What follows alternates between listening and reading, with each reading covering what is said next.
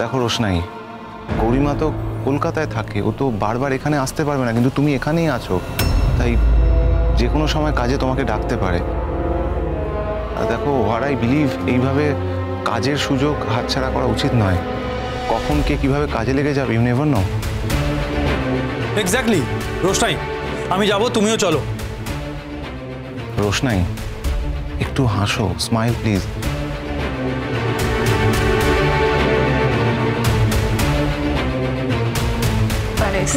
আরেকটা আরেকটা আরেকটা আরো না।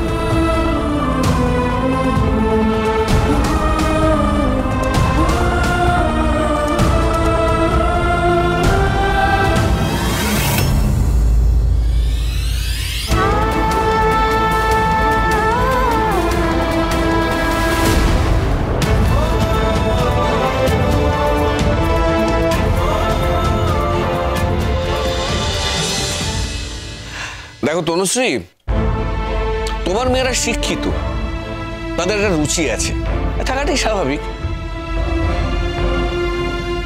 কিন্তু আমার মেয়ে সেই রুচি কি করে থাকবে বলো?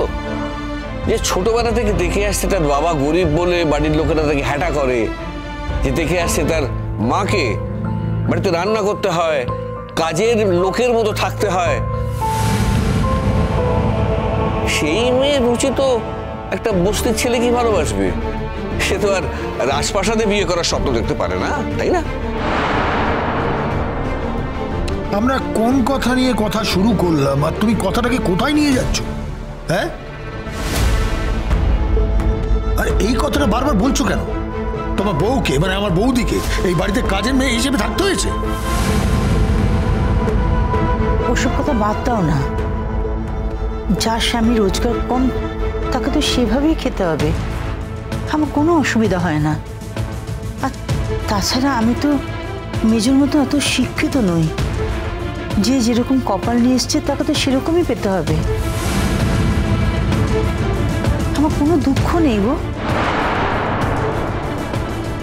হ্যাঁ, তোমার দুঃখ নাই থাকতে পারে, কিন্তু এই বাড়িতে এনে আমি তোমায় যে প্রকৃত সম্মানটা দিতে পারিনি, এটা আমার খারাপ লাগে।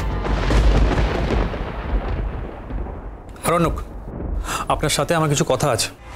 সেদিনের সব কথা আমাদের সম্পূর্ণ হয়নি, আজ হতে পারে? হ্যাঁ, অফকোর্স আপনি ফ্রি থাকলেই আমরা কথা বলতে পারি। আমি ফ্রি আছি। আমাদের মধ্যে এসে উপস্থিত হয়েছেন বিখ্যাত নৃত্যশিল্পী সুরঙ্গমা মুখার্জি এবং সঙ্গে রয়েছেন ওনার গুরু রঞ্জন প্রসাদজি। এনাদের দুজনকে আমরা স্বাগত জানাই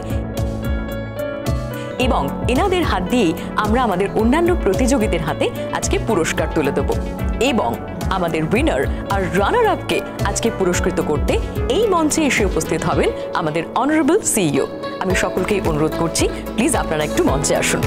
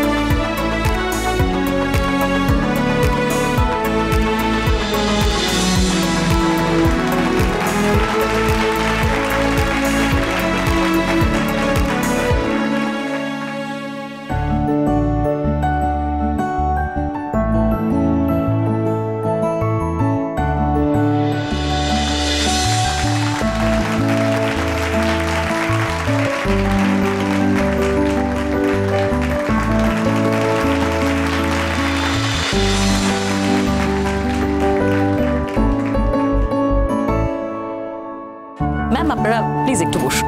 থ্যাংক ইউ।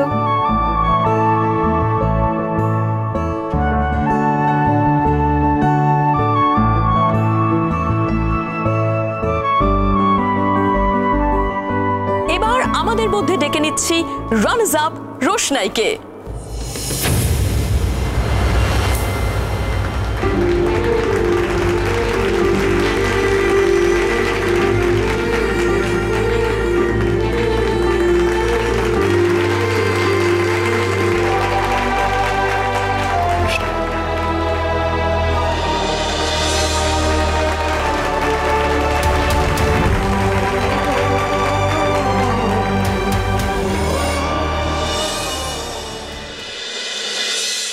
বড়দা, এখানে আপনাদের স্বামী স্ত্রীর ব্যাপারে আলোচনা করতে কিন্তু আমরা বসিনি। আপনি আপনার স্ত্রীকে প্যালেসে নিয়ে গিয়ে রাখুন না, আমাদের তাতে কোনো অসুবিধা নেই তো, ভালোই তো। আপনি নিয়ে গিয়ে রাখুন, আমরা তো সেটা দেখতে যাব না। আপনি আরো অনেক বেশি রোজগার করুন, আপনার বউকে যেখানে খুশি নিয়ে গিয়ে রাখুন, আমরা কি দেখতে যাব?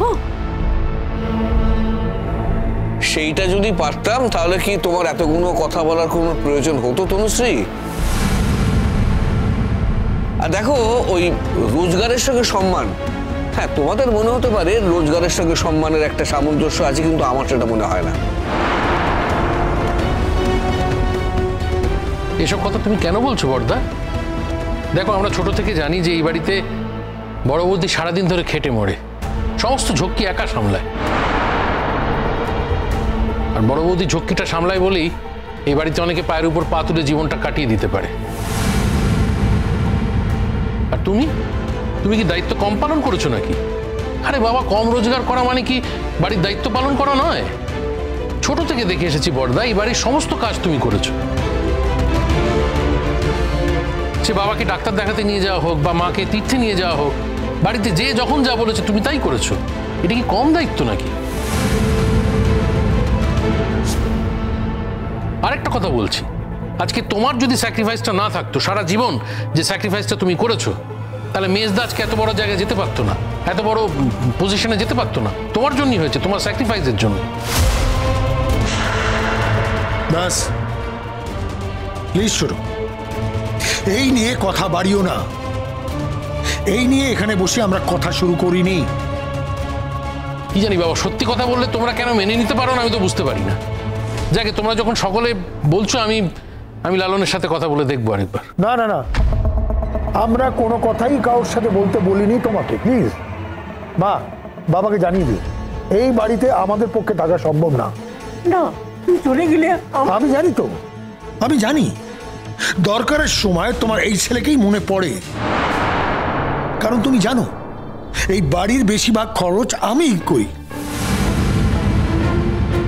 ওরকম একটা বস্তির ছেলে আমার বাড়িতে ঢুকে তার আসপর্দা ভাবো, আমার বাড়িতে ঢুকে সে আমারই বাড়ির মেয়েকে প্রস্তাব দিয়ে যাবে, আর আমরা কেউ প্রোটেস্ট করবো না, কোনো কথা বলবো না।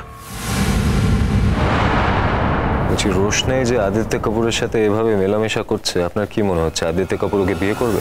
এইসব কি বলছেন? ওরা তো বন্ধু হতে পারে। সিরিয়াসলি আপনার সেটা মনে হয়? ওরা বন্ধু? ওরা শপিং করতে বেরোচ্ছে, গাড়ি নিয়ে ঘুরে বেড়াচ্ছে, একে অপরের সাথে সময় কাটাচ্ছে, এটা কি বন্ধুত্ব? তাহলে শুধু বন্ধু হলো কি করে? আরণ্যক, আপনি ভুল ভাবছেন। বন্ধুত্বের মধ্যেও এগুলো হয়।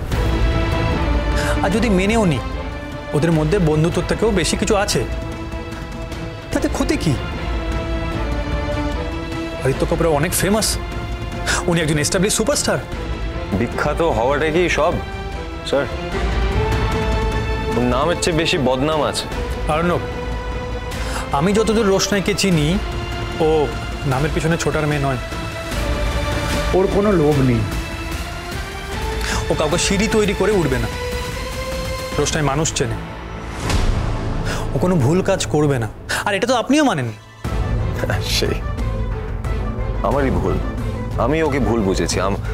রোশনাই তো ভুল করতেই পারে না, ভুলটা তো আমার। আরণ্যক, আপনি বুঝতে পারছেন না, রোশনাই নিজের বলতে কেউ নেই, ওর মাথা গোজার জায়গা নেই, ও একদম একা।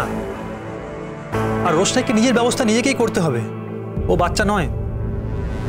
আর ধরুন আদিত্য কাপুর যদি ভালো হয়, যদি নিজেকে বদলে নিতে চায়, তাহলে ক্ষতি কি?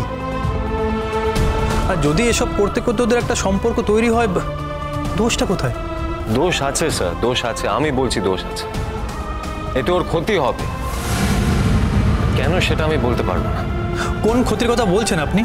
কি আশ্চর্য, আমি তো কালকেই আপনাকে সবটা বললাম, তারপরে আপনি জিজ্ঞেস করছেন কোন ক্ষতির কথা বলছি। ওর ফোকাসটা শিফট হয়ে যাচ্ছে। আপনি কথাটা আমাকে বলেছিলেন, রোশনাইকে নয়। ও এই ব্যাপারে কিচ্ছু জানে না।